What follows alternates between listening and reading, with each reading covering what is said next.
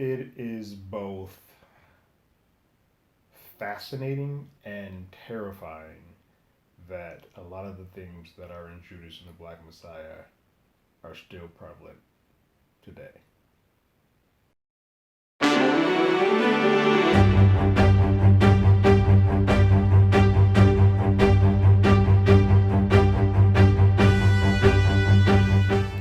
Hello, everyone. Terrence here with Hollywood Already Did It. And if you haven't already, you know what to do. Lock in those subscriptions, ring that bell below. Anytime we have something, you'll be among the first to know. So, when the initial announcement of WB and HBO Max releasing their films in theaters that are open and on HBO Max at the same time, there was a list of them, and this was one of the ones that I asterisked and said that's the one I gave a damn about, and it definitely, for me, holds up to the hype that I've sort of put in place for it, with some caveats. So, for those of you who don't know, just to give a little background, Judas and the Black Messiah is a film starring Daniel Kaluuya and Lakeith Stanfield as Fred Hampton and Bill O'Neill.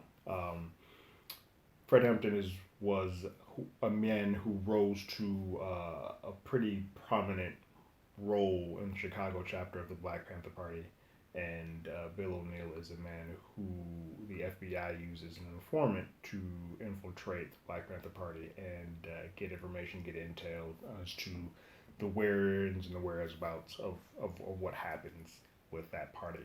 So let's start off with the two main leads. Daniel Kaluuya is quite mesmerizing as Fred Hampton. He has the vocal mannerisms down, some of the ticks that you see in some old footage for Fred Hampton down to a T. And I think the one thing that has always been said about Fred in his young life is that he was a great orator and speech giver and could bring folks together, and you really get the concept and conceit of that in this film. I do wish that be, while the mannerisms are there, usually you get people who look a little bit more in tune with Fred. And if you look at photos, Fred Hampton and Daniel don't quite look as close as we typically get in some of these bio films. I also think that just it sucks. Fred was taken from us much too young. He was only 21, and Daniel does not quite pull off a 20-year-old anymore, as young as Fred was. So I think there's a bit of a disconnect there. But otherwise, I think he does a fantastic performance. But Lakeith nails it as Bill O'Neill. The movie sort of opens with footage of the footage of Bill O'Neill doing an interview for like a docu series that exists for this, and it's Lakeith, but then it gets tailed in with a version of the true one, and you don't really see too much of a difference if you're not actively paying attention. You don't really notice it. And I think Lakeith does a good job of both being an opportunist but also fearful of what he is doing to himself, sort of, and to opportunistic, opportunistically get ahead of by damaging a young black man's life. Um, it's interesting the sort of parallels that we get between the Black Party, the Black Panther Party, and Black Lives Matter movement. There's a lot of things that happened in that film where, for the most part, you're going to always have a couple of bad apples in every group, but for the most part, the Black Panther Party was trying to do good things for their community, but they were fearful of any time that they, being most white folks and the FBI and political folks, were fearful that if you gave uh, black folks power or any type of segue or equality or form of tangible business, they would run amok and they would lose the things that make America great for the white folks. And that's a very much a parallel to what's happening today with the Black Lives Matter movement. But not to get very political, even though this is a political movie. Like I said, those performances are fantastic.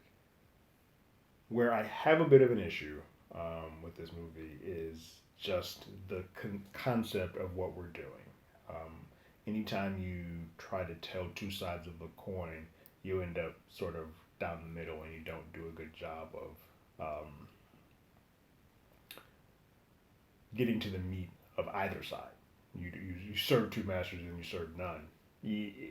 I wish this was a 100% Fred Hampton story or a 100% Bill O'Neill story to sort of blend in half and half, getting this weirder world where there's information that I want on both sides more of that I just can't get from this film because of the runtime and all we're trying to do. I think a movie that opens and ends with Bill O'Neill, we know that this movie is more so about the informant side, which is not a problem. That's a choice. That's the way you're going. It's more about the informant side than it is about Fred Hampton. And so a lot of the stuff that I truly care about as a black man was more in line with what I wanted to see about Fred Hampton's young life, and subsequent, where we know his fate. I also think, unfortunately, when you have a film that the finale is sort of known to most, or should be, historically, it's pretty well documented, but I know there's some people who have no clue. But I think when you do a film that is just so historically, there's this dread going on throughout the entire film, it can be sort of anticlimactic with the actual finale. Didn't bother me so much. Knowing what was going to happen, because I did very much enjoy the road to get there. I just wish that road went a little further on either side to get there.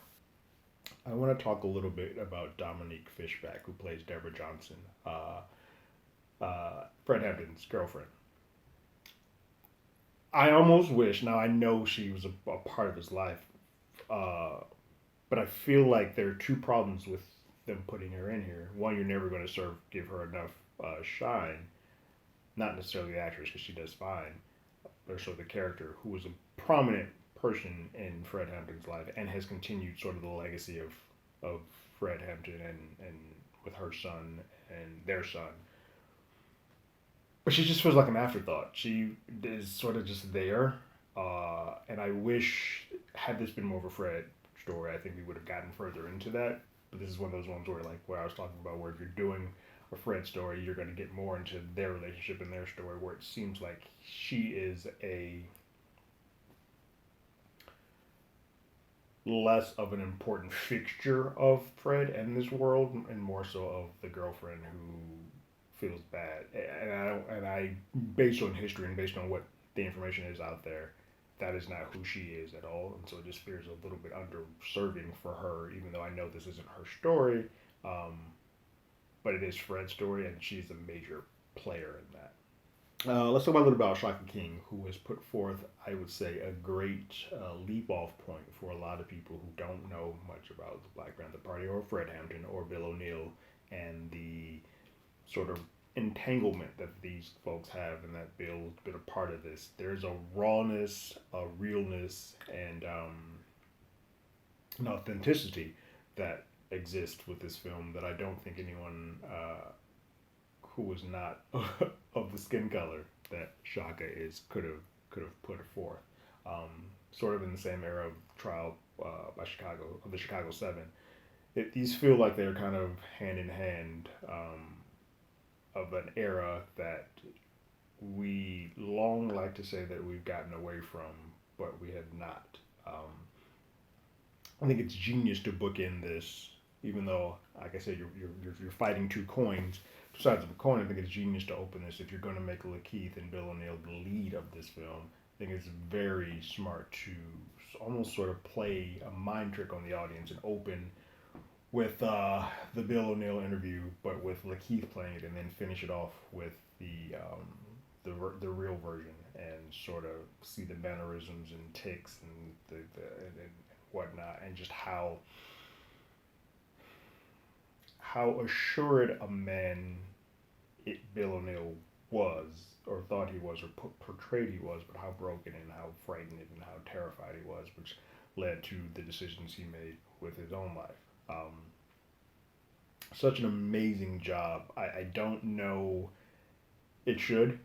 be nominated for some Best Picture categories, and he should be in the consideration for Best Directors. I don't know if he is, if whenever you do first-time directors, but I think he should definitely be in the conversation if we're putting stuff like Aaron Sorkin's Trial by Chicago 7 in there. This sort of is in that same boat, and is easily one of the better films that I've seen in a while. So, notwithstanding with my issues of just I wish there was a more focused attempt on either of the characters, but specifically Fred Hampton, on my scale of once is enough, play it again, Sam, or give me a time stone so I never have to think about this film again. This is a play it again, Sam. This is a film that I think you're gonna have people like myself who know a lot or most of what's happening in this movie, but it's still good to see it in sort of a dramatization form and see it sort of play out. But I also think this is a good film to sit down with other folks of different cultures and races and who see how like things have not changed that much and see where we need to come from. I think it's important.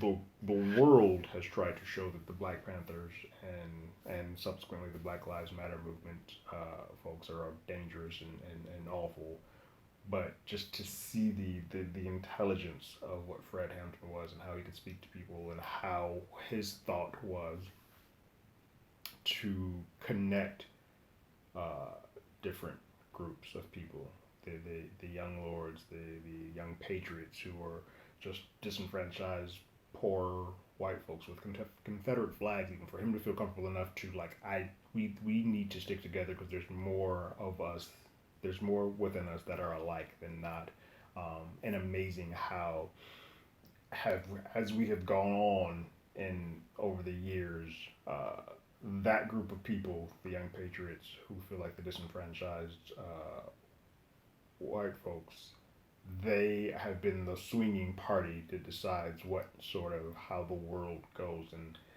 I think the last few runs at politics have sort of promised them things to pull them away from being so connected with people who are more like them than they are. And we are now in this bag where they are the fascinating swing point for a lot of the things to get done in history. It's going to get nominated for awards. I don't necessarily think that it will win, but it should at least be in the conversation. I think Lakeith will get lead. He has a better shot because right now I'm trying to think how busy the lead male category is. I think Daniel is going to be in the supporting actor, and I think Chadwick is going to be in most of those nominations, and that's going to be a hard one to win, just because I think that's a slightly better performance, but I also think just with the way things are, I think Chadwick sort of needs that more, just for sake of history. I think would be a more important and a bigger stamp on his career, whereas Daniel is going to have a little bit more time to do all of this stuff. So those are my thoughts on Judas and the Black Messiah. I think it's a well done film, a powerful film, a strong film that I just wish was a little bit more of something either way. But what it is still a fantastically done film. What did you guys think about Judas and the Black Messiah? Go ahead and leave your comments in the comments below. If you haven't, you can follow us on Twitter at HollywoodADI. You can hit us up on email at HollywoodAlreadyDidIt@gmail.com. We also have a podcast by the same name that's on Google Podcasts, Spotify, Apple Podcasts, anywhere that plays podcasts. We're there. We are currently doing this history of sitcoms through WandaVision, which has been fun to do and kind of like delve into a bunch of old sitcoms like Family Ties and all of that stuff. You can find that here on YouTube as well. We also have a sister podcast called You Can't Do That Anymore. We talk about classic films like 16 Candles or Gone with the Wind or Back to the Future and some of the things that they got away with doing back in the time they were released, seeing if they can do those things today through the eyes of 2021. And you can find that anywhere the podcasts are played as well. We'll probably start getting that here, the audio versions of that here on the YouTube channel as well. But like always, I got my ticket. You got yours.